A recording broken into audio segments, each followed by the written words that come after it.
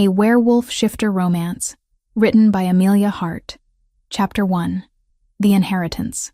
The keys felt heavier than they should have in Harper Vale's hand.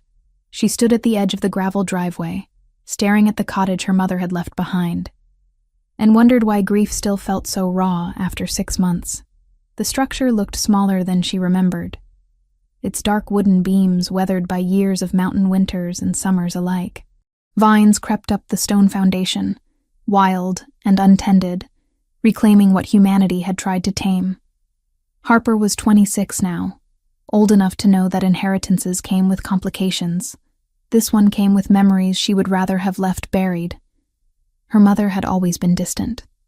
Not cruel, never that, but absent in the ways that mattered. Even as a child, Harper had sensed the wall between them, something cold and unyielding that no amount of reaching could breach. She had stopped trying somewhere around her teenage years, focusing instead on school, on work, on building a life in the city where emotions could be managed and controlled. The cancer had taken her mother quickly. 3 months from diagnosis to funeral. Harper had sat by the hospital bed, holding a hand that felt fragile as paper, and still her mother had looked at her with eyes that seemed focused somewhere else, somewhere Harper could never follow. "Take care of the cottage," her mother had whispered near the end, her voice barely audible over the beeping machines. "Promise me," Harper had promised. She kept her promises, even when they led her back to places she had tried to forget. The October air bit at her exposed skin as she walked up the path. Fallen leaves crunched beneath her hiking boots, the sound unnaturally loud in the stillness. The mountains rose around the property, their peaks already dusted with early snow. This far north, winter came fast and stayed long. Her mother had chosen isolation deliberately, settling here after Harper left for college. Another mystery Harper had never understood. The front door resisted when she tried the lock, wood swollen with moisture. She put her shoulder into it, and it gave with a groan that echoed through the empty rooms beyond. Dust motes danced in the afternoon light streaming through unwashed windows. The air inside tasted stale, untouched for months. Harper set her bag down and surveyed the space.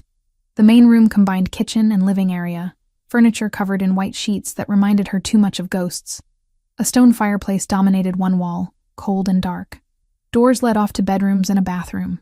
Everything felt frozen in time, waiting.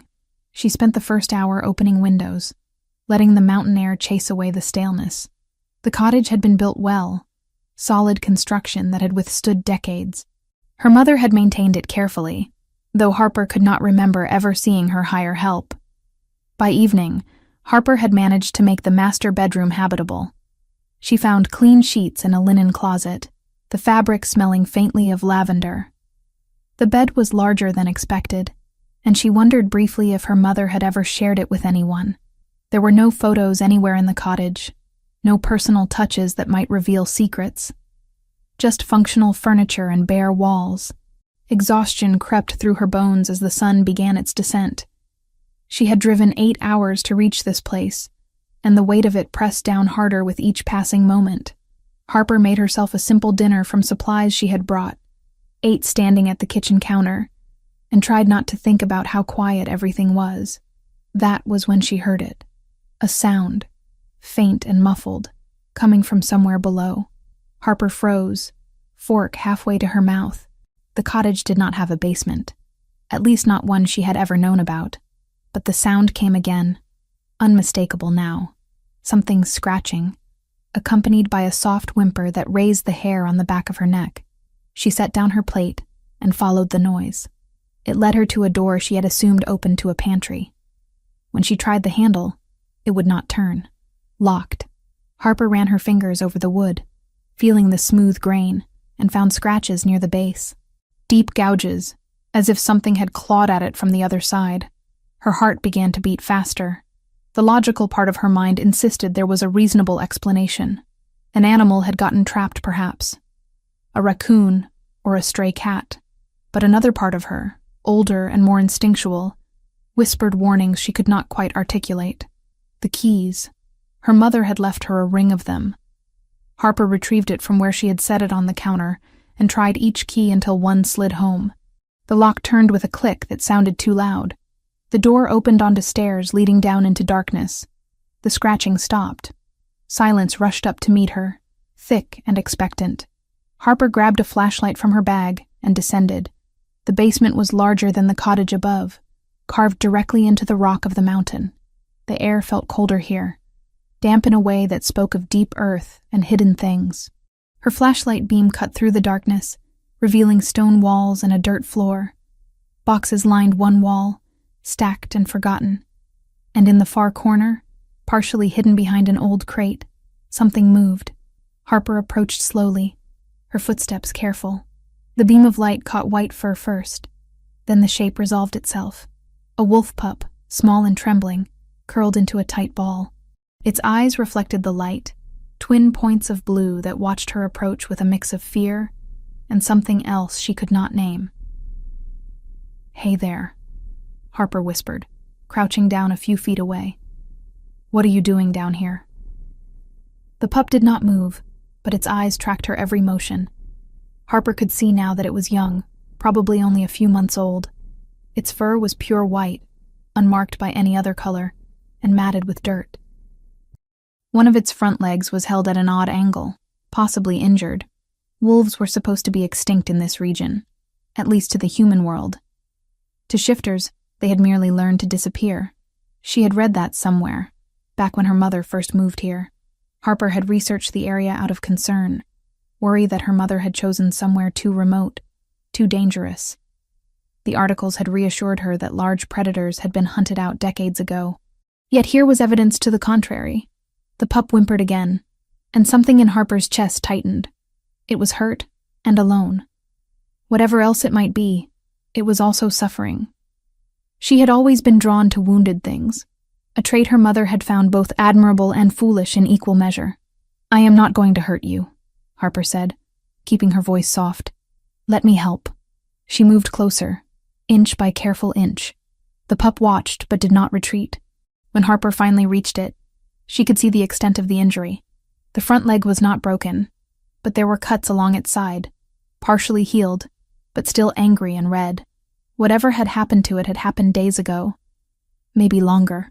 Harper pulled off her jacket and wrapped it around the pup, lifting it carefully. It weighed less than she expected, its body tense but not struggling. She carried it back up the stairs, mindful of the injured leg, and set it down on the kitchen floor in a nest of blankets she pulled from the linen closet. The pup accepted water from a bowl she filled, drinking desperately. Harper opened a can of tuna from her supplies, and offered that too. The pup ate with the hunger of prolonged starvation, and Harper found herself wondering how long it had been trapped down there. As she watched it eat, Harper noticed things that did not quite fit.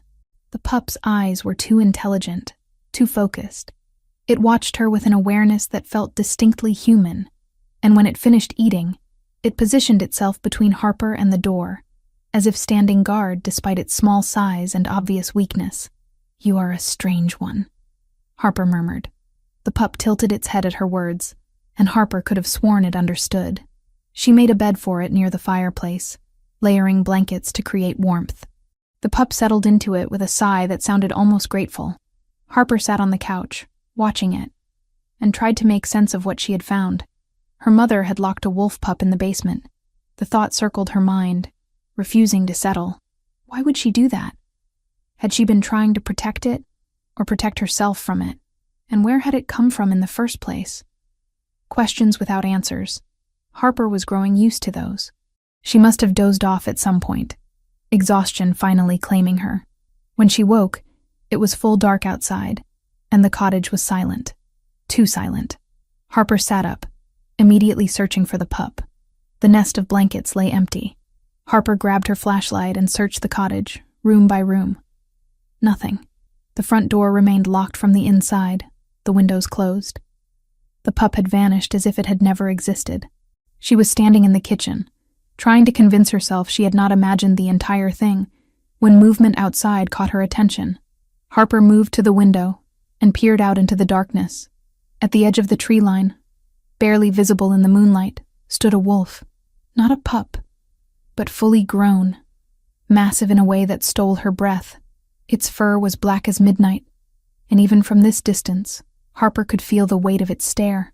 It watched the cottage with an intensity that made her skin prickle with awareness. Then it turned and disappeared into the shadows, silent as smoke. Harper stood frozen at the window for a long time after it vanished, her heart pounding against her ribs. Sleep did not come easily that night, and when it did, her dreams were filled with golden eyes and the whisper of something ancient stirring in the dark. Chapter 2. The Transformation. Morning brought no answers, only questions that multiplied with the daylight. Harper woke stiff from a restless night, her dreams haunted by images of wolves and eyes that watched from the shadows. The cottage felt different now, as if discovering the basement had shifted something fundamental about the space itself. The white pup had returned sometime before dawn.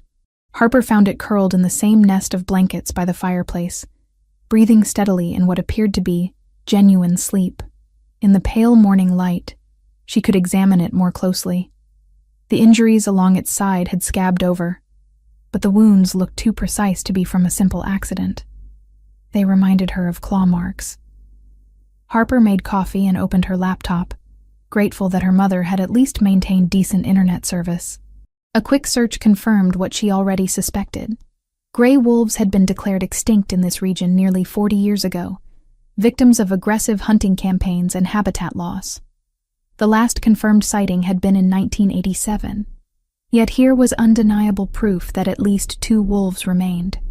The pup and the massive black wolf she had seen at the tree line, unless she was losing her mind, which remained a distinct possibility. She spent an hour reading articles about wolf behavior, habitat, and diet. Nothing she found explained the intelligence she had witnessed in the pup's eyes, or the protective way it had positioned itself between her and the door. Wolves were pack animals, yes, but they were also wild. They did not guard humans. The pup stirred as she read, lifting its head to watch her with those unsettling blue eyes. Harper set aside her laptop and approached slowly. "We need to get you checked out properly," she said. "I know a veterinarian in town. Well, I found one online. Same thing."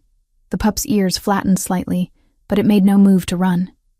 Harper wrapped it carefully in a blanket, mindful of its injuries, and carried it to her truck. The drive into town took nearly an hour on winding mountain roads, and the pup remained quiet the entire time, pressed against her side in the passenger seat. The clinic was a small building on the edge of the main street, painted white with blue trim. A sign above the door read, "Reed Veterinary Services." Harper had called ahead, explaining she had found an injured animal and needed it examined. The woman who answered had sounded surprised but agreed to see her. Dr. Sophie Reed turned out to be a woman in her mid-40s with silver streaks in her dark hair and sharp, assessing eyes. She took one look at the pup in Harper's arms and went completely still. "Where did you find this?" The doctor's voice was carefully neutral, but Harper caught the tension beneath it. "At my mother's cottage, in the basement. It was locked down there." Something flickered across Dr. Reed's face too quickly for Harper to identify. The doctor gestured toward an examination room. "Bring it in here." Harper laid the pup on the metal table, keeping one hand on its back for reassurance. "Doctor." Reed approached with professional calm, but Harper noticed how the woman's fingers trembled slightly as she began the examination. The temperature reading made the doctor frown. 103 degrees. High, but not dangerously so for a canine. She listened to the heart rate next, her frown deepening. "Pulse is elevated. Very elevated. Is that bad?" "It depends." Dr. Reed's hands moved over the pup's body, checking bones and joints. When she reached the injuries on its side, she paused. "These are healing remarkably fast. Whatever caused them happened at least a week ago, possibly longer, but they look only a few days old." Harper watched the doctor work, noting how carefully she avoided looking directly at her. "You seem surprised to see it. Wolves have been extinct here for decades. That is what I read." Dr. Reed straightened, removing her gloves. "Where exactly is your mother's cottage?" "About 30 miles north, up in the mountain range. My mother was Eleanor Vale. She died 6 months ago." Recognition flashed in the doctor's eyes, followed immediately by something that looked like fear. "I see. And you are living there now? Just settling her affairs?" The doctor moved to a cabinet, retrieving supplies that Harper could not identify. Her movements had become jerky, nervous. "Miss Vale?" I need to ask you something, and I need you to answer honestly. Has anything else unusual happened at the cottage? Harper thought of the massive black wolf watching from the tree line. Define unusual. Animals behaving strangely. Sounds you cannot explain. Feeling like you are being watched. All of the above. Dr. Reed turned to face her fully, and Harper saw genuine concern in her expression. You need to be careful. That area has a reputation. People avoid it for good reason. What kind of reputation? Before the doctor could answer, the pup began to tremble. Harper moved closer instinctively, reaching out to steady it. The trembling intensified, and the pup made a sound halfway between a whimper and a growl. What is wrong with it? Harper demanded. Get back, Dr. Reed said sharply, but Harper ignored her. Her hand touched the pup's head, and she felt heat radiating from its body. The trembling became violent shaking, and Harper grabbed a towel to wrap around it. As she lifted the pup, it twisted in her grip. She felt something shift beneath the blanket, something that should not have been possible. The pup's body began to change. Bones cracked and reformed with sounds that made Harper's stomach turn. White fur receded, revealing pale skin. The shape elongated, limbs stretching and reconfiguring. Harper stumbled backward, and the bundle in her arms became suddenly heavier. When the transformation finished, she was no longer holding a wolf pup. She was holding a child. A boy, no more than 6 years old, with tangled blonde hair and terrified blue eyes. He was naked except for the towel, shaking violently, and staring at Harper with an expression of pure panic. Please, he whispered, his voice hoarse. Please do not let them find me. Harper's mind refused to process what she had just witnessed. The logical part of her brain insisted this was impossible, that she was hallucinating, that there had to be a rational explanation. Hours later, the image still replayed behind her eyelids, fur peeling into skin, the sound of bones realigning. No amount of logic could file it neatly away. But the child in her arms was solid and real, and she could still feel the echo of that transformation against her skin. Dr. Reed moved with sudden efficiency, grabbing clothes from a drawer and helping Harper dress the boy. Her face had gone pale, but her hands were steady. His name is Tom, the doctor said quietly. He went missing 2 weeks ago. Tom grabbed Harper's shirt, his small fists twisting the fabric. Uncle is looking, but bad men came first. They hurt me. Who are these bad men? Harper's voice sounded distant to her own ears. I do not know their names. They smell wrong, like anger and death. Tom's eyes filled with tears. I ran and ran, but they chased me. Then the door closed and I was stuck in the dark. Harper looked at Dr. Reed over the child's head. The doctor met her gaze and nodded once, a gesture that seemed to carry volumes of unspoken meaning. Take him back to the cottage, Dr. Reed said. Keep him hidden, and whatever you do, do not trust anyone who comes looking. What is he? Harper had to force the words out. A shifter. A werewolf, if you prefer the old term. Doctor. Reed moved to the window, peering out at the street. His uncle is looking for him, the Alpha King himself, which means you are now at the center of something much larger and more dangerous than you can imagine. Harper wanted to argue, to demand better explanations, but Tom was shaking so hard his teeth chattered. Whatever else was true, this child was terrified and hurt. The rest could wait. She carried Tom to her truck, Dr. Reed walking beside them to provide cover. As Harper secured him in the passenger seat, the doctor leaned close. Your mother knew, she whispered. She knew what lives in these mountains. She protected that cottage for a reason. Before Harper could respond, Dr. Reed stepped back and closed the truck door. Harper started the engine and drove.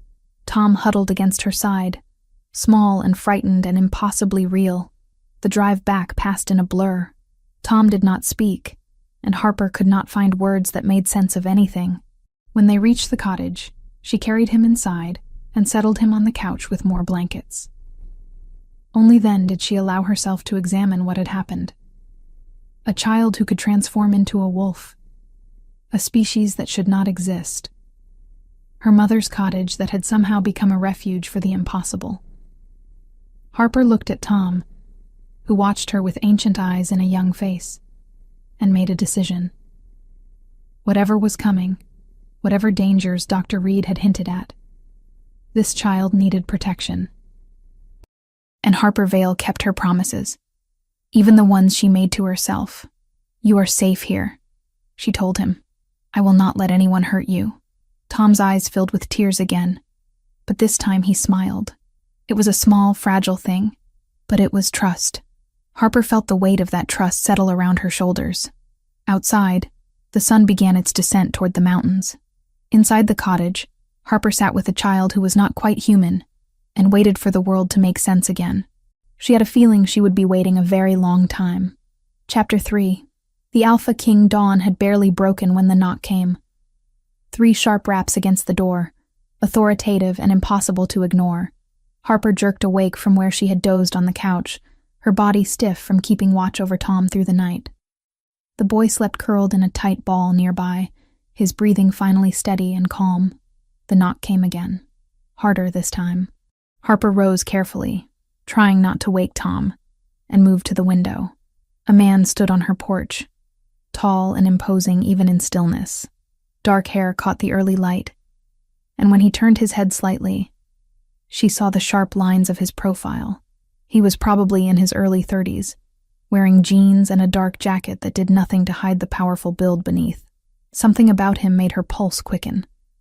Not fear, exactly, but recognition on a level she could not explain. Harper opened the door but kept the chain lock engaged. "Can I help you?" The man's eyes locked onto hers, and the world seemed to tilt. Amber. His eyes were the color of aged whiskey, intense and burning with barely contained emotion. And his scent hit her immediately, that same rich, woody smell she had noticed outside, the one that had clung to the black wolf. The realization struck her like a physical blow. The black wolf. That was you. Something flickered in his expression. Relief, perhaps, or surprise. "Yes, I have been watching the cottage for days, trying to track his scent. When I saw you arrive, I thought you might be another threat. Who are you?" "Nathaniel Hunt." His voice was low, controlled, but she heard the desperation beneath it. "And I have been searching for 2 weeks for a child who means everything to me. You have him. I can smell Tom here. Please, let me in." "Why should I trust you?" "Because I am his uncle, his guardian, and the Alpha King of these territories." Nathaniel took a step closer, and Harper fought the urge to step back. "Because if you have kept him safe this long, you already know what he is, and you know he needs protection I can provide." Harper studied his face, weighing her options. The desperation in his eyes was real, and that scent, undeniable now, matched the wolf she had seen watching from the trees. Finally, she released the chain and opened the door fully. Nathaniel stepped inside, and the cottage suddenly felt much smaller.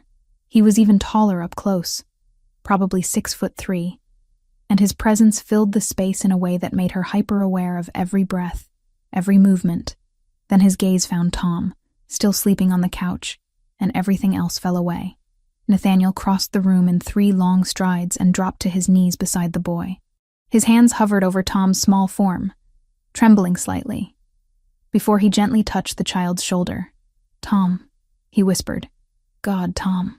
The boy's eyes opened slowly. For a moment, he stared up at Nathaniel in confusion. Then recognition dawned, and he launched himself into the man's arms, with a cry that broke Harper's heart. "Uncle Nate! Uncle Nate! I thought they got you too." Nathaniel wrapped Tom in an embrace that spoke of weeks of terror and grief.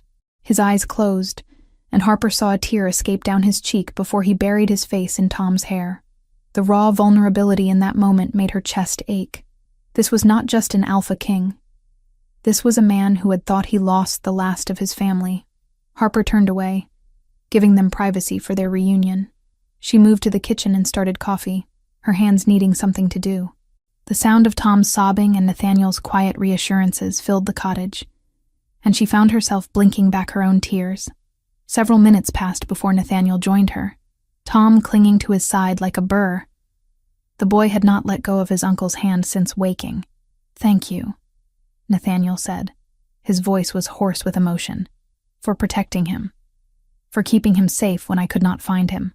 I did not know what else to do. Harper poured coffee and offered him a mug. He was hurt and terrified.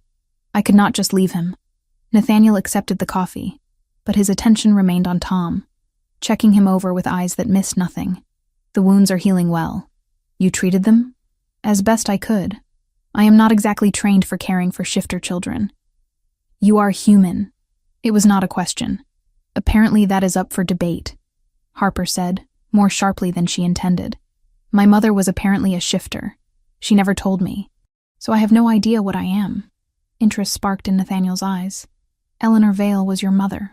You knew her? Not personally, but her name is known. She left the shifter world decades ago. We thought her line had ended. His gaze traveled over Harper with new intensity, assessing. If she was your mother, you may carry dormant genes. Before Harper could respond, Tom tugged on Nathaniel's hand. She saved me, Uncle Nate. When I was scared and the bad men were close, I hid in the basement. Then she found me and fed me and kept me warm. Nathaniel's expression softened as he looked at Harper. Then I owe you a debt I can never repay. The weight of his gratitude made her uncomfortable. Harper turned away, busying herself with breakfast preparations. You said Tom is orphaned.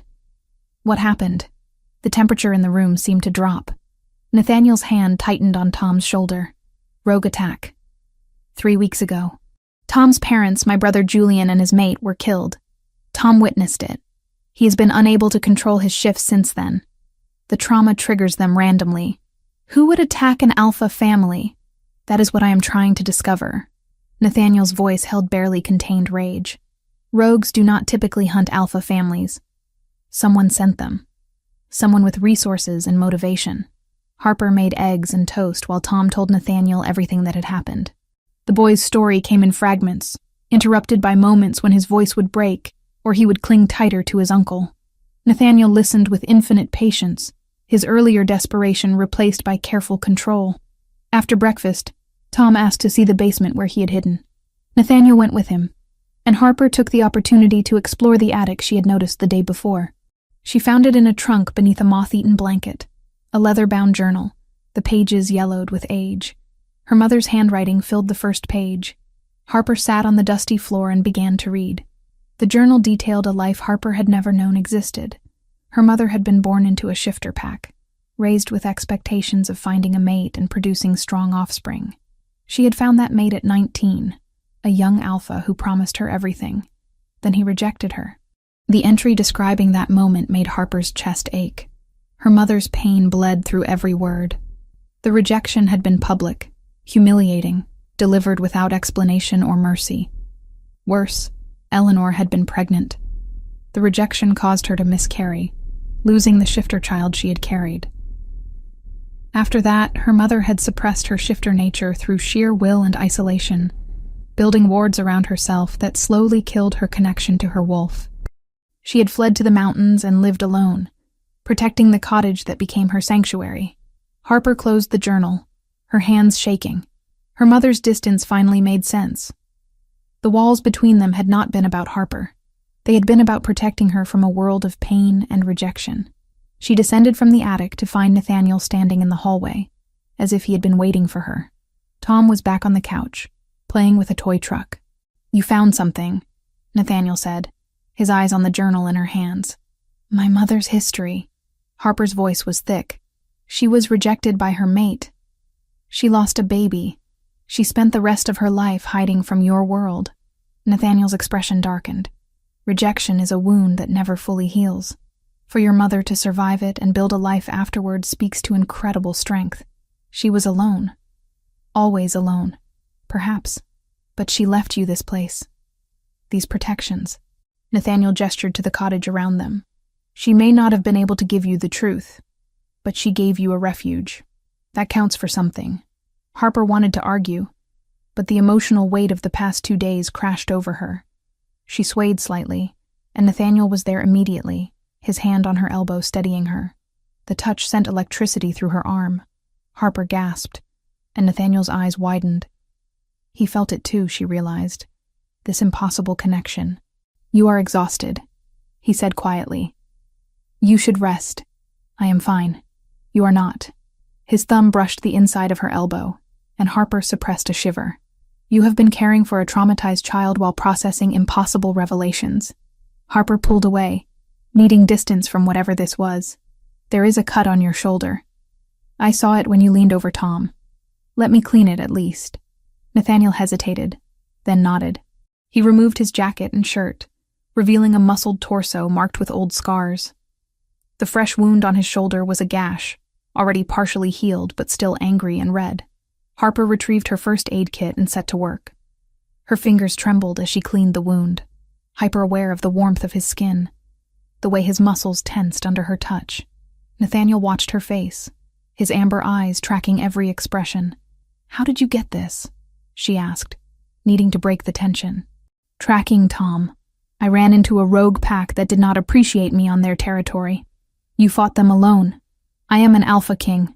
I fight alone often. Harper applied antiseptic, and Nathaniel hissed slightly. Sorry. Do not be. Pain reminds us we are alive.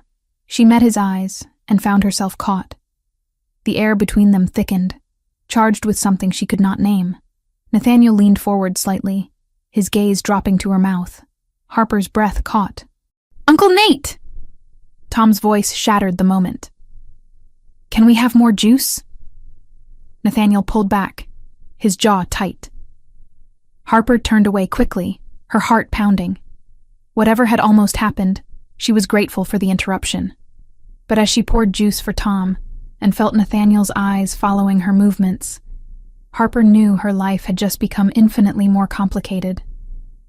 3 days later, the rhythm of life in the cottage had settled into something almost normal. Chapter 4. Bonds. Awakening. Nathaniel stayed.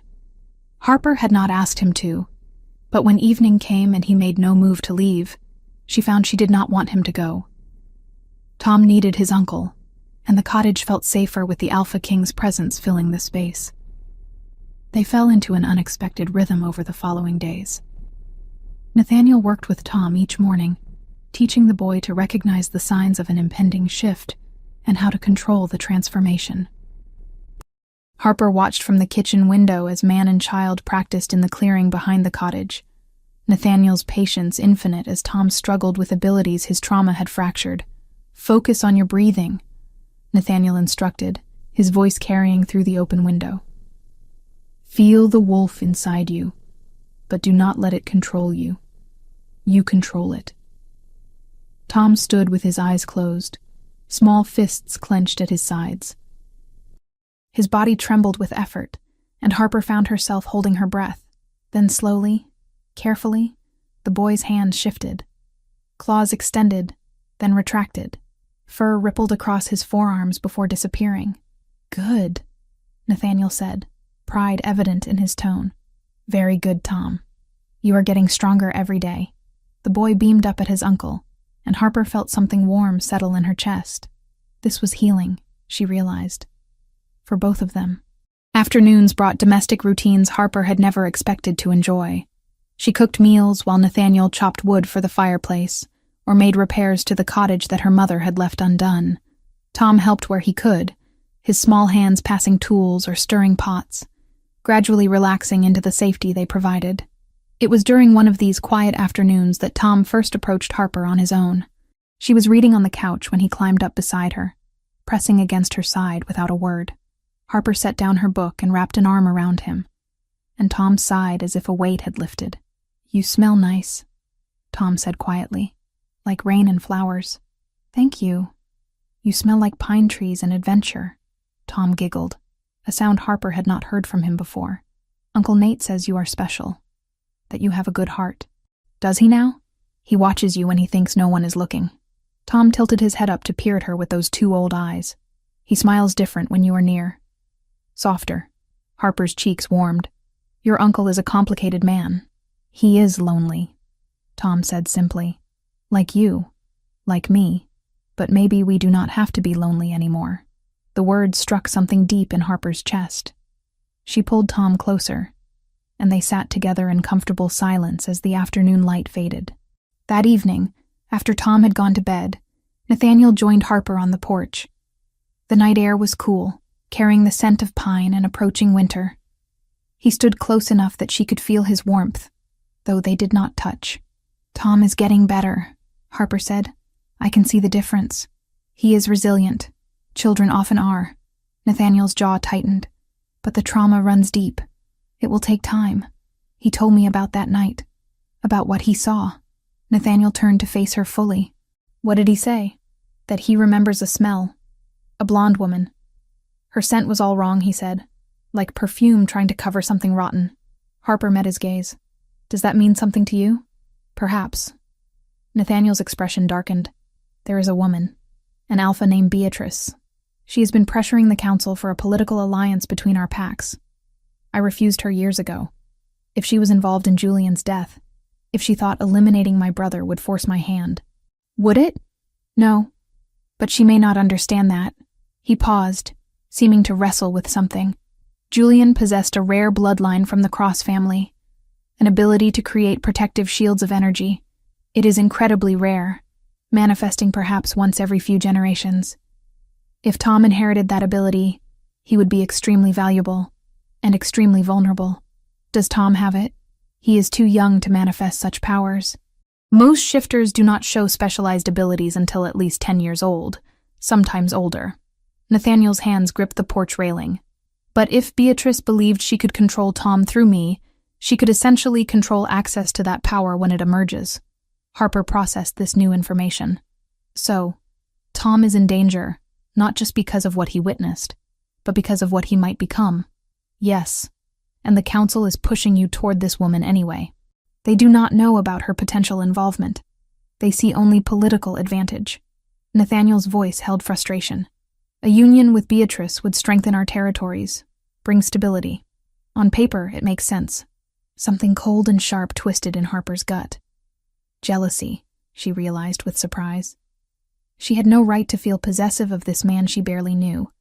Yet the thought of him with someone else made her want to bare teeth she did not have. "What do you want?" The question came out rougher than intended. Nathaniel's eyes found hers, and the intensity in them stole her breath. That is becoming dangerously clear. Before Harper could respond, a scream shattered the night. They both ran inside to find Tom thrashing in his sleep, caught in the grip of a nightmare. His body convulsed, and Harper watched in horror as the shift took him involuntarily. Bones cracked and reformed. The boy's cries became inhuman howls as his wolf fought for control. Furniture splintered under flailing limbs. Tom's wolf was larger than it should have been, swollen with panic and pain. His claws gouged the wooden floor, and foam flecked his muzzle. "Tom!" Nathaniel moved to restrain him, but the boy was beyond reason. Harper acted on instinct. She dropped to her knees beside the thrashing wolf and placed her hands on his head. "Tom, listen to my voice. You are safe. You are here with us. Nothing can hurt you." The wolf snapped at her, teeth grazing her arm. Harper did not pull away. She kept her voice low and steady, pouring every ounce of calm she could muster into her words. Heat built in her palms where they touched fur, spreading up her arms and through her chest. "That is it," she murmured. "Feel the fear, but let it go. You do not have to hold on to it anymore." Gradually, impossibly, the wolf began to still. His breathing slowed. The wild panic in his eyes faded, replaced by confusion and exhaustion. Under Harper's hands, she felt his body temperature drop from scalding to merely warm. The tension bled out of his muscles. Tom shifted back to human form and immediately curled into Harper's lap, sobbing.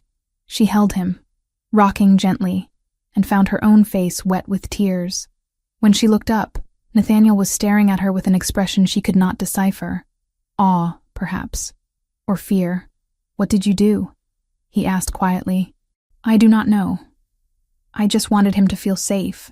Nathaniel knelt beside them, his hand hovering over Tom's sleeping form. He should still be panicking. Trauma-induced shifts do not end that quickly. It takes hours for a shifter to calm down after an episode that severe. His eyes found hers. "You healed him somehow. Soothed his wolf on a level I have never seen. That is impossible. So is a human calming a feral shifter with touch alone." Nathaniel reached out slowly and brushed his fingers against Harper's arm, where Tom had bitten her. The skin was unbroken. You should be bleeding." His teeth broke through. "I saw it." Harper looked down at her arm. He was right. There was blood on her sleeve, but the skin beneath was unmarked. "Perfect. What am I?" she whispered. "Something rare." Nathaniel's voice was rough. "Something precious." They carried Tom back to his bed and tucked him in. The boy did not wake, his sleep finally peaceful. Nathaniel checked the destroyed furniture with a resigned sigh, then returned to where Harper stood in the kitchen, trembling with aftershocks. "Sit," he commanded gently, guiding her to a chair. "You need to process what just happened. I do not understand any of this. Your mother's bloodline runs deeper than you know."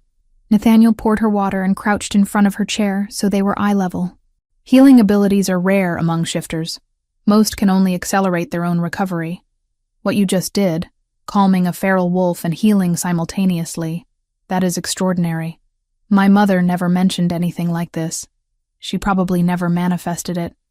Suppressing her wolf would have suppressed all her abilities." His hands covered hers where they rested on her knees. "Harper, you need to understand something. If word of this gets out, if others learn what you can do, you will become a target. Healers are valuable beyond measure." The weight of his words settled over her. "What should I do?" "Stay here. Let me protect you both." Nathaniel's grip tightened. "The council wants me to choose Beatrice for political reasons. But if I do that, I cannot keep you safe. A political mate would demand I distance myself from anything that threatens the alliance." "Then choose her." The words tasted like ash. "If it is what is best for your people, what if what is best for my people is not what my wolf wants?" Nathaniel's eyes blazed amber. "What if everything in me is screaming to stay here, to guard this cottage and everyone in it, to claim what is mine?" Harper's breath caught. "Nathaniel, I feel the bond forming," he continued, voice raw. "Every moment I spend here it grows stronger. When I try to leave, even to hunt, my wolf fights me. It wants to stay near you, protect you, and I am losing the battle to maintain control. We barely know each other. I know you protected my nephew when you had no reason to trust him. I know you calmed his nightmares when I could not. I know that being near you feels like coming home after a lifetime of wandering." He stood abruptly, putting distance between them. "And I know that is terrifying for both of us."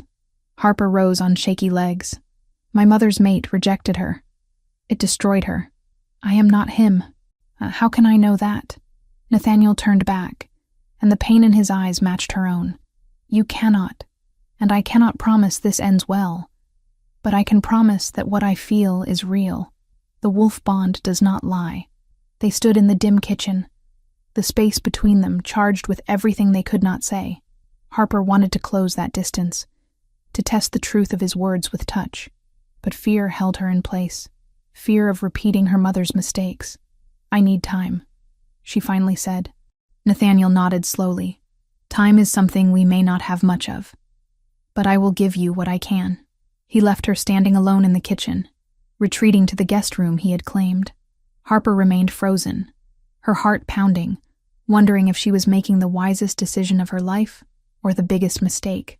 Outside, the wind picked up, carrying with it the scent of distant snow. Winter was coming, and with it, Harper sensed, would come choices that could not be avoided. Chapter 5. The Awakening. The changes started small. Harper woke one morning to find she had crushed a coffee mug in her grip without realizing it. This time the strength didn't just comfort her, it frightened her. What had once been healing now felt like command. The ceramic shattered in her hand, pieces falling to the floor, but her skin remained uncut. She stared at her palm, at the strength that should not have been there, and felt the first stirrings of real fear. Nathaniel noticed. He noticed everything. "Your reflexes are faster," he said that afternoon, watching her catch a falling knife by the handle before it hit the ground. Most humans would not have reacted in time. Lucky, I guess. Luck has nothing to do with it. He stepped closer. "Let me check something." His hand pressed against her forehead, and she felt the coolness of his palm. Nathaniel's eyes widened slightly. "Your temperature is elevated, around 101 degrees. Maybe I am getting sick." "Harper," his voice was gentle but firm, "you need to stop denying what is happening. Your mother was a shifter. She suppressed her nature. But the genes do not disappear. They lie dormant for generations, then manifest under the right circumstances. What circumstances? Stress, danger, being surrounded by shifters. All of it is waking something inside you. Nathaniel met her eyes. You are changing. Your body is preparing for a transformation it has been suppressing your entire life. The question is not if you will shift, but when. Harper shook her head, backing away. No, I am not like my mother. I am not going to become some broken thing that has to hide from the world. Your mother was not broken. She was traumatized. There is a difference. And you are not her. You have a choice. I need air. Harper managed, and fled to the porch before Nathaniel could respond. She stood in the cold October wind, trying to calm her racing heart. Tom was inside, safe and happy. She could leave, drive back to the city and pretend none of this had happened. Except she could not, because leaving meant abandoning Tom. And Nathaniel. The thought of not seeing them again made her chest ache in ways she could not explain. The sound of approaching engines cut through her thoughts. 3 motorcycles roared up the driveway, their riders dismounting with predatory grace. Rogues. Harper knew it instinctively, the way prey knows a predator. They moved wrong, their eyes holding a wildness that had nothing to do with humanity. One of them, a man with a scarred face and cold eyes, smiled at her. Well, well, the little human who has been hiding our prize. Get off my property. We are here for the boy. Hand him over and maybe we let you live. Over my dead body. The scarred man laughed. That can be arranged. They shifted as they charged. 3 wolves, larger than any natural animal, teeth bared and eyes gleaming with malice. Harper had no weapons, no way to defend herself against creatures that could tear her apart. But Tom was inside, and she would die before she let them touch him. The first wolf leaped. Harper moved on instinct, her body reacting without thought. She ducked under snapping jaws, felt claws rake across her shoulder. Pain exploded through her, and with it came something else. Heat. It started in her core and spread outward, burning through every nerve. Harper's scream became inhuman as her body began to change. Bones cracked and reformed. Her skin rippled, replaced by fur that erupted across her flesh. The transformation was agony. Every cell of her body was being torn apart and rebuilt. Harper fell to her hands and knees, except they were not hands anymore. They were paws, large and tipped with claws. Her vision shifted, colors muting while scents exploded in clarity. She could smell everything. The rogue's hunger and malice, Tom's fear inside the cottage, and something distant, but approaching fast. Nathaniel. The rogues had stopped, staring at her in shock. Harper looked down at herself and saw golden brown fur, the color of honey in sunlight. A wolf. She was a wolf. One of the rogues recovered first and lunged. Instinct took over. Harper met him midair, her jaws closing on his throat. The taste of blood filled her mouth, but she did not let go. This creature wanted to hurt Tom. Wanted to hurt her family. The word resonated through her wolf's mind. Family. Pack. Protect. She threw the first rogue aside and turned on the second. Her movements were fluid now. The pain of transformation replaced by a rightness she had never felt before. This was what she was meant to be. The fight was brutal and fast. By the time Nathaniel and Tom burst from the trees, 2 rogues lay bleeding on the ground, and the third was fleeing into the forest. Nathaniel froze, his eyes locking onto Harper's wolf form. She saw the recognition in his face, watched as his entire body went still. Then he shifted, his black wolf racing toward her. Harper's first instinct was to attack, to protect Tom from this new threat. But then she caught his scent, that rich, woodsy smell that had haunted her dreams. And underneath it, something more. Mate. Her wolf knew before her human mind could process it. Mate. Ours. Home. Nathaniel's wolf circled her slowly, his amber eyes never leaving hers. He made a sound low in his chest. Not quite a growl. Recognition. Acceptance. Claim. Harper's legs gave out. The adrenaline was fading. and with it came the realization of what had just happened. She had transformed. She had killed. Harper? Nathaniel's voice cut through her spiraling thoughts. He had shifted back to human, crouching before her without apparent concern for his nakedness. Look at me. Focus on my voice. You need to shift back now. She tried to speak, but only a whimper emerged. I know it is frightening. I know you feel lost, but you are not alone. His hand reached out slowly. Take my hand. Focus on your human form. Remember what it feels like to have fingers instead of claws, skin instead of fur. Harper concentrated, pushing past the instinct that wanted her to stay wolf, stay safe. The change back was slower than the first transformation, less violent, but no less uncomfortable. Finally, she was kneeling on the ground in human form, naked and shaking. Nathaniel immediately wrapped her in his jacket, pulling her against his chest. Harper buried her face in his shoulder and let herself break. I have you. Nathaniel murmured against her hair. You are safe. You did so well. You protected Tom.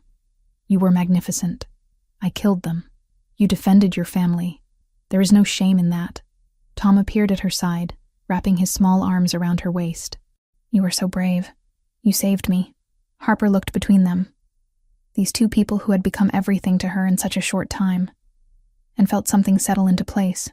This was right. This was what she was meant for. You are a shifter, Nathaniel said, pulling back to meet her eyes. And more than that, you are my mate. I knew it the moment I saw your wolf. The bond is not just attraction or affection. It is destiny. Our souls were made to fit together. That is why everything feels so intense between us. Yes, the mate bond is rare, precious beyond measure. Some shifters search their entire lives and never find it. His hands cupped her face. And I found mine hiding a wolf pup in a basement. Harper laughed, the sound watery but genuine.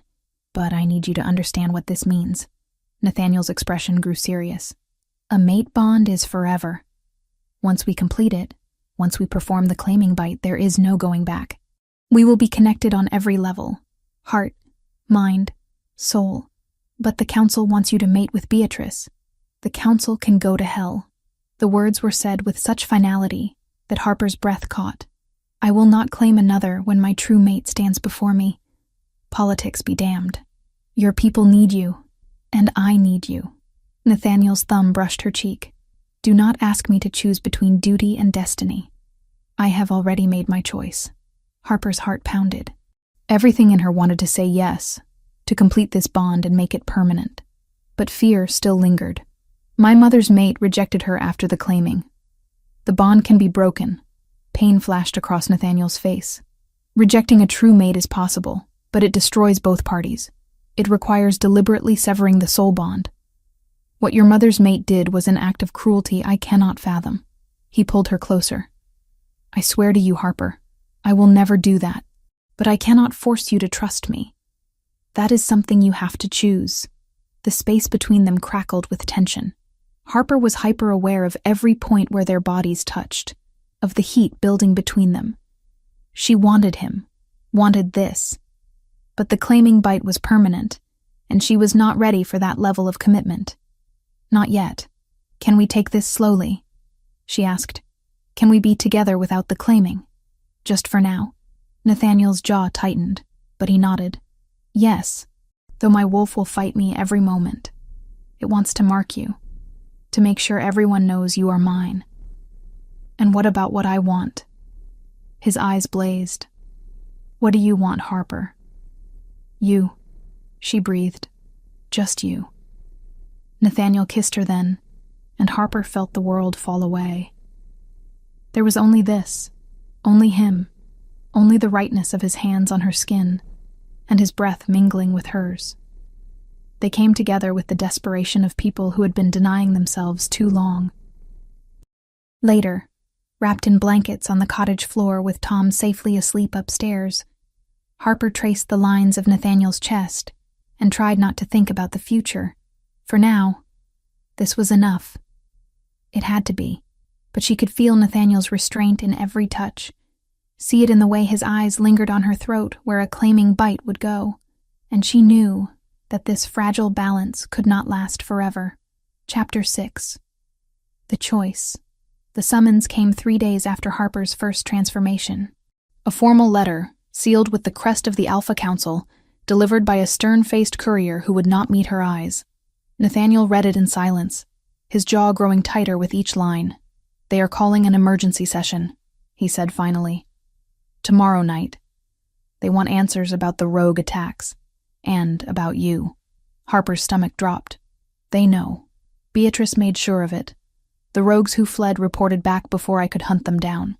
Now the council knows I have been harboring a newly turned shifter and refusing to present myself for political negotiations." He crumpled the letter in his fist. "They are going to force my hand." "What does that mean?" Nathaniel's eyes met hers, and Harper saw something she had never seen before in them. Defeat. "It means I have to choose.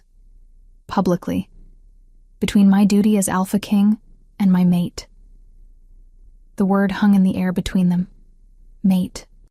They had been together, shared intimacy and trust, but Harper had not completed the claiming, had not made it permanent, and now that hesitation might cost them everything. "What will you choose?" Harper asked, though she already knew the answer. She could see it in the tension of his shoulders, the way he could not quite meet her eyes. "I have to think of my people, of the stability they need, of Tom's safety." Nathaniel's voice was rough. "If I claim you now, if I reject Beatrice publicly without proof of her crimes, I will lose the council's support. And without that support, I cannot protect anyone." Harper nodded, feeling something crack inside her chest. "I understand." "Harper." "No, I do. You have responsibilities. People who depend on you. I am just one person." She forced the words out past the tightness in her throat. "Do what you have to do." The council meeting took place in a lodge 2 hours north, a neutral ground where the regional alphas gathered to settle disputes and make territorial decisions.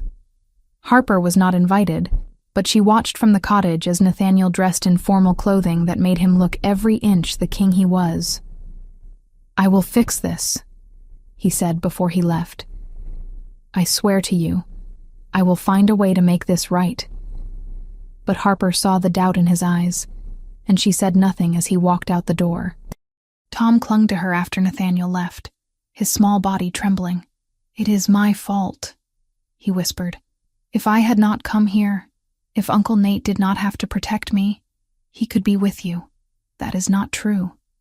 None of this is your fault, but everyone is fighting because of me. My parents died because of me." Harper pulled him close, her heart breaking. "Your parents died protecting you because they loved you. Just like your uncle loves you. Just like I love you. You are not a burden, Tom. You are a gift." Tom buried his face in her shoulder and cried, and Harper held him until he fell into exhausted sleep. She did not sleep, could not sleep. She lay awake waiting for Nathaniel to return, hoping against hope that he had found another way. But when he finally walked through the door just before dawn, his face told her everything she needed to know. "It is done," he said quietly. "I told the council I would consider Beatrice's proposal, that I needed time to properly evaluate the political benefits. You rejected me." The words came out flat, emotionless. "I delayed the decision. I bought us time to find proof against Beatrice." But Nathaniel could not look at her, and Harper knew the truth. In front of the council, in front of his people, he had chosen duty over love. "I need to be alone," Harper said, and walked past him to the bedroom. She heard Nathaniel start to follow, then stop. The guest room door closed a moment later, and Harper let herself collapse onto the bed. She had known this was a possibility, had known that the mate bond without claiming was fragile, incomplete, but knowing did not make it hurt any less. Tom was gone when Harper woke. She found the note on his pillow, written in a child's careful handwriting. "I am going away so I do not get in the way anymore. Do not look for me. I love you both." Harper's scream brought Nathaniel running. He took one look at the note and shifted immediately, racing out the door in wolf form. Harper followed, her own wolf surging to the surface with an ease that would have terrified her days ago. Together they tracked Tom's scent through the forest, moving as one despite the fracture between them. The trail led north, toward the boundary of neutral territory. Harper's wolf whined with distress. Tom was heading toward Beatrice's lands. They found signs of a struggle a mile from the border. Tom's scent mixed with others, rogues who had clearly been waiting for him. Nathaniel's wolf snarled with rage, and Harper felt her own fury rise to match his. The trail continued into neutral ground, ending at an abandoned cabin hidden deep in the woods. Harper shifted back to human, Nathaniel doing the same beside her. They moved silently, communicating through gestures and looks honed by their connection. Inside the cabin, they found Tom bound and gagged, but alive. 3 rogues stood guard, and Harper recognized one of them from her first fight, the scarred man who had led the original attack. Well, the man said. His name was Travis, Harper remembered. The Alpha King and his little mate. Come to collect your pup? Let him go, Nathaniel said, his voice deadly calm. And I might let you live. Travis laughed. I do not think so. See, we were paid very well to make sure this boy disappeared. And when the client is an alpha with deep pockets, you do not just walk away from the contract. Beatrice. Harper said the name, and Travis's smile confirmed it. Smart girl. Yeah, the blonde alpha wanted the kid out of the picture. Same way she wanted his daddy out of the picture months ago. Nathaniel went very still. What did you say? You think that rogue attack on your brother was random? Travis's eyes gleamed with malice. Nah, that was commissioned work. Paid handsomely to take out Julian and his mate. Make it look like territorial aggression. He gestured around the cabin.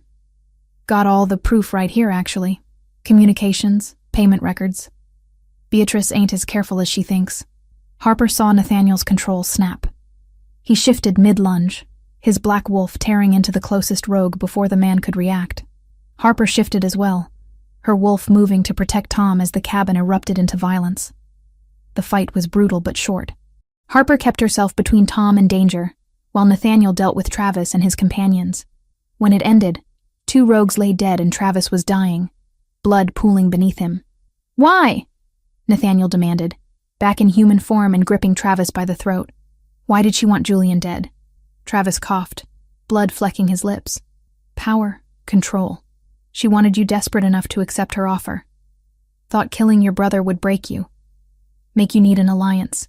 He laughed, a wet, ugly sound. Guess she did not count on you finding a mate instead. Where is the evidence? Travis's eyes flickered to a locked box in the corner. In there. Everything you need to bury her. His breathing grew labored. For what it is worth, I am sorry about the kid's parents. That was not personal, just business. Business, Nathaniel repeated, his voice hollow. Then he stood and let Travis bleed out, turning instead to help Harper free Tom.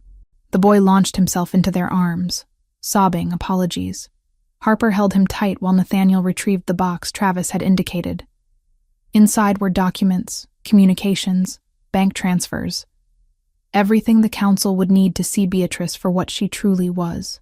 We have her, Harper said, looking at the evidence spread across the cabin floor. This is enough. Yes. Nathaniel's eyes met hers. This changes everything.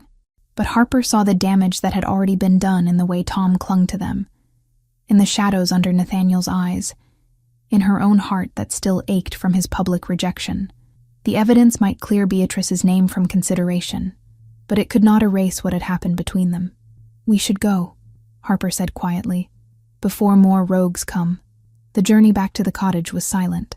Tom walked between them, holding both their hands, and Harper wondered if anything would ever feel whole again. Vou fazer ajuste final para manter dentro do limite. Chapter 7. The Claiming. Nathaniel called an emergency council session the morning after they returned with the evidence. The same lodge, the same gathering of territorial alphas, but this time Harper was permitted to attend.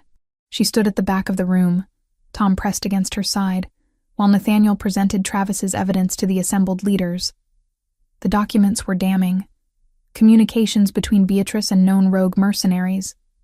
Payment records tracing back to her PAX accounts. Photographs of meetings that should never have taken place. It should have been enough to condemn her immediately, but Beatrice had allies. Powerful ones. These could be forgeries, Alpha Marcus of the Eastern Territory said, created to discredit an honorable alpha. Too many owed Beatrice favors. Reason bowed to alliances. Honorable? Nathaniel's voice was deadly quiet. She murdered my brother. She orchestrated attacks on a child. You have the word of a dying rogue, Marcus continued. A criminal who had every reason to lie, and documents that could have been fabricated. Harper watched Beatrice standing among the other alphas, her blonde hair perfectly styled, her expression wounded innocence. She looked nothing like a murderer. I propose a trial by combat, Beatrice said, her voice soft but clear. Let the old laws decide. If Alpha Nathaniel truly believes I am guilty, let him face me in honorable combat. Murmurs spread through the council. Trial by combat was ancient, rarely invoked, but still legally binding.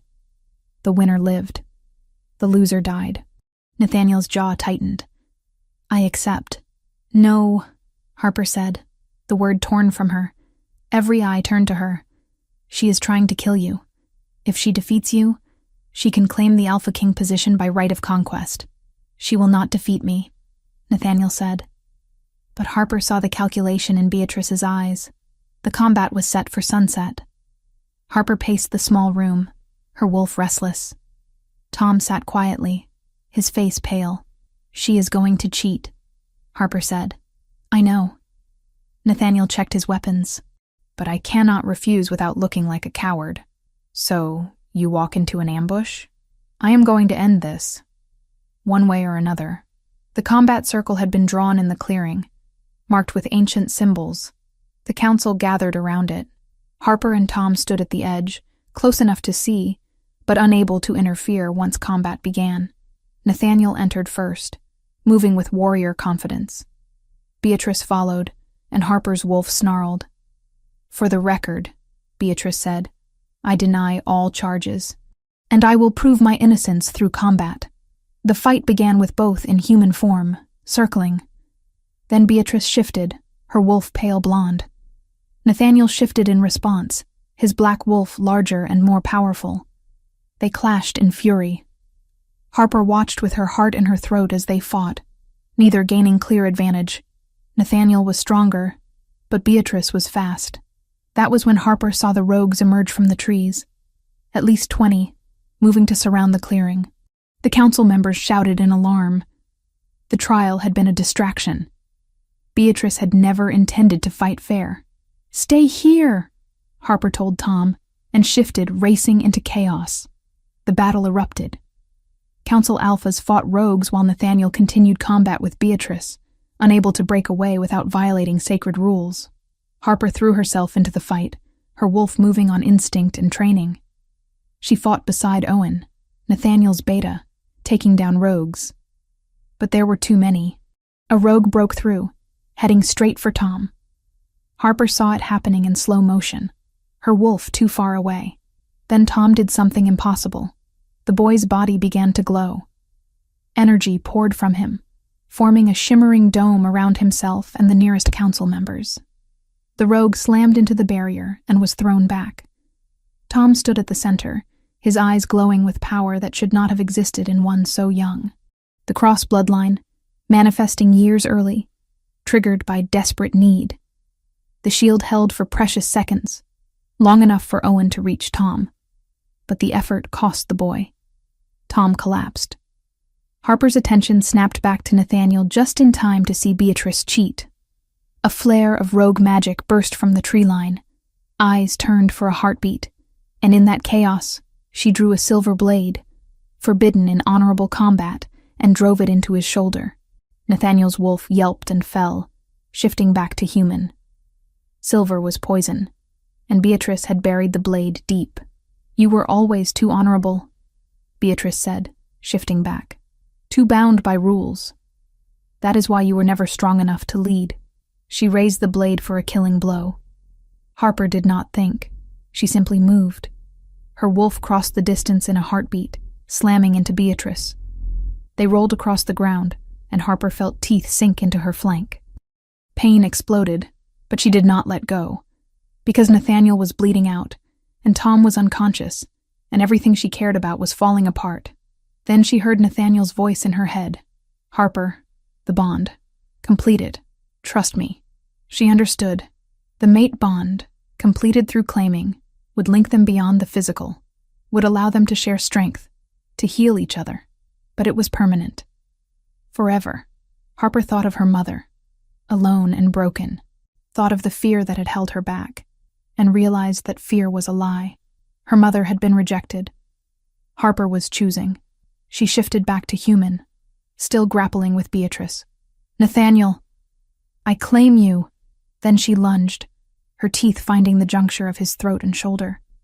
She bit down hard enough to break skin, to scar, to bind. Power flooded through her.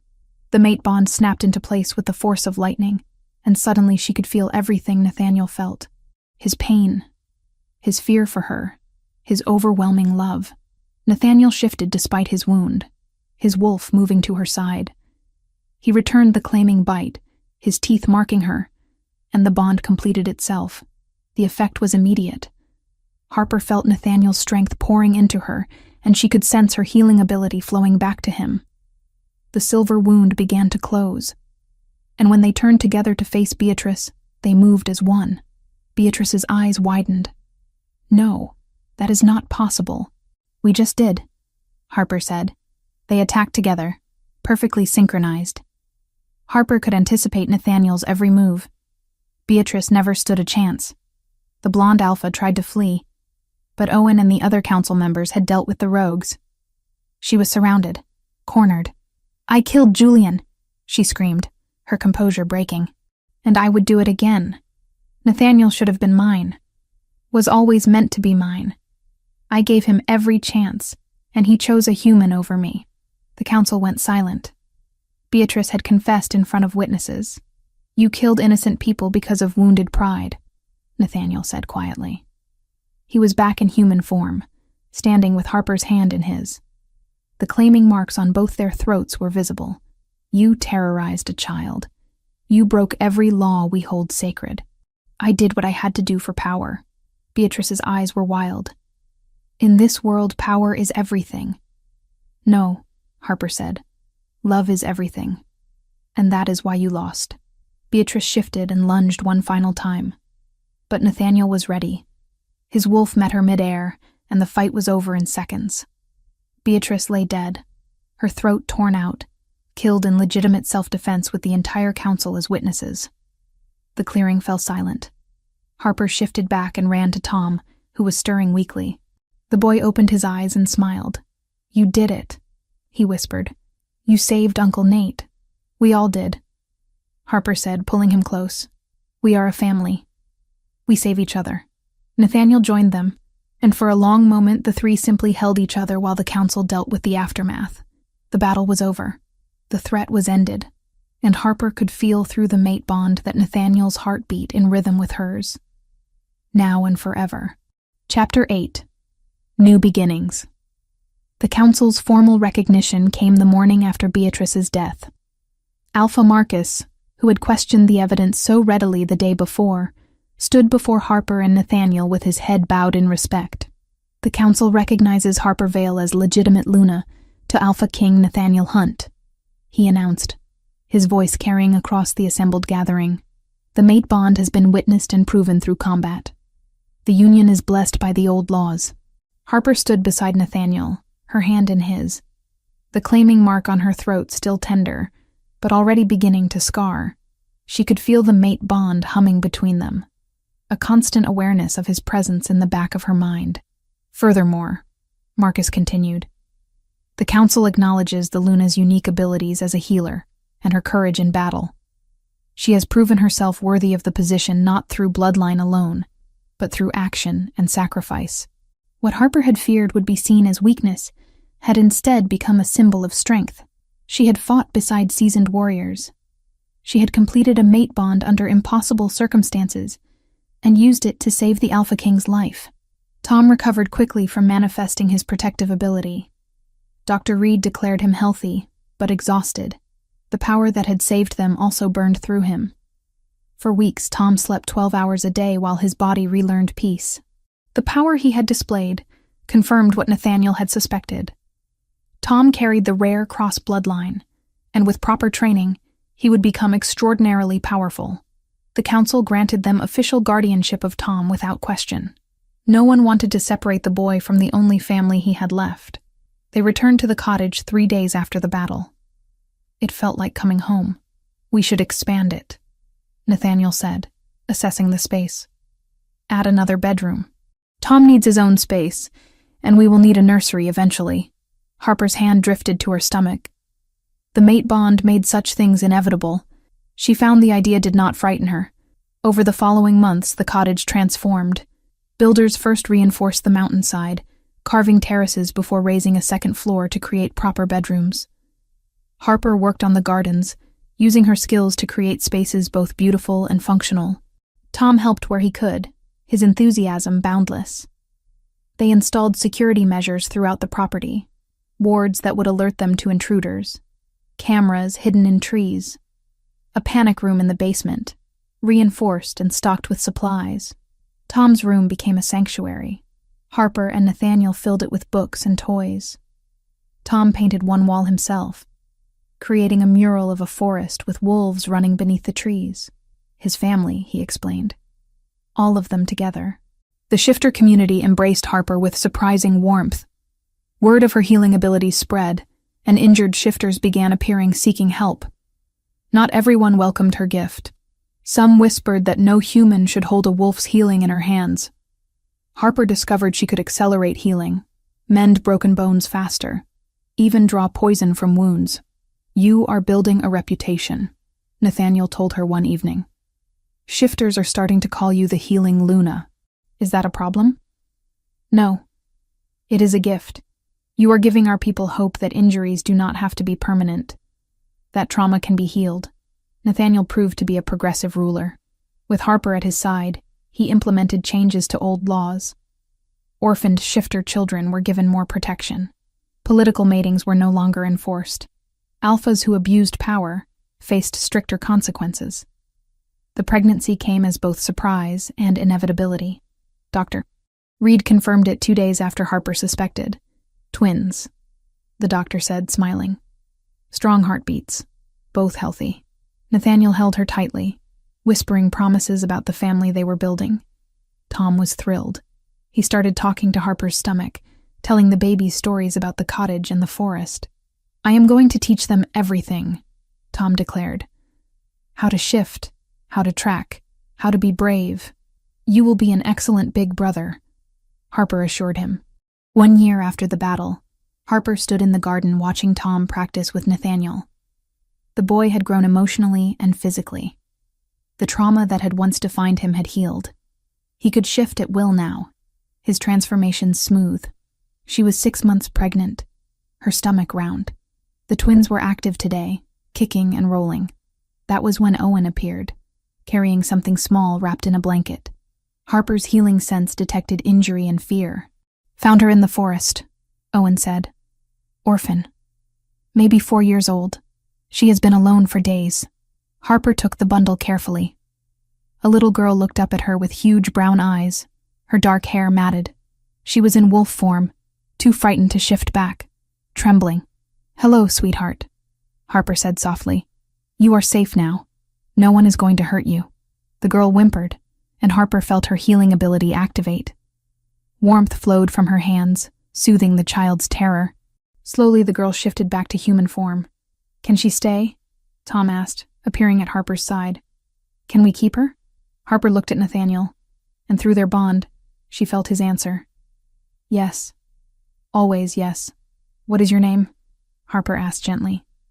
Lily, the girl whispered. Well, Lily, how would you like to stay with us? We have a warm house and good food and a boy named Tom who would very much like to have a little sister. Lily's eyes widened. Sister, if you want, Tom said, reaching out to take her small hand. I promise I will protect you. That is what big brothers do. Lily looked between them all and nodded.